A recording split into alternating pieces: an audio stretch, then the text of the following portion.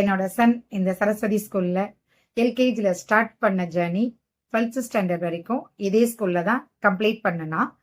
என்னோட பொண்ணும் இதே ஸ்கூல்ல தான் 9th ஸ்டாண்டர்ட் படிச்சிட்டு இருக்கிறா. இந்த பல வருஷங்களா என் பசங்க கிட்ட நான் பாக்குற பிக்கெஸ்ட் சேஞ்சஸ் என்னன்னா, அவங்களோட ரெஸ்பான்சிபிலிட்டி, கான்பிடென்டா திங்க் பண்றது, தென் டிசிஷன் மேக்கிங்.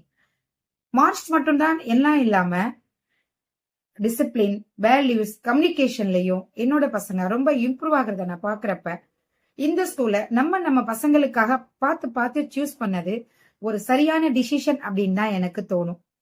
தென் school management, especially Alakkiya ma'am, பேரண்டோட ப்ராப்ளம ஜஸ்ட் ஃபார்மாலிட்டியா பார்க்க மாட்டாங்க. ஒரு ஜென்யூனா டைம் எடுத்து கேட்பாங்க. கிளியரான சொல்யூஷன் நிறைய எனக்கு கொடுத்திருக்கிறாங்க. பேசிக்கே ஸ்ட்ராங்கா செட் பண்ணி அகடாமிக் வைஸ் பாத்தீங்கன்னா நல்ல ரிசல்ட்ட கொடுத்திருக்கிறாங்க.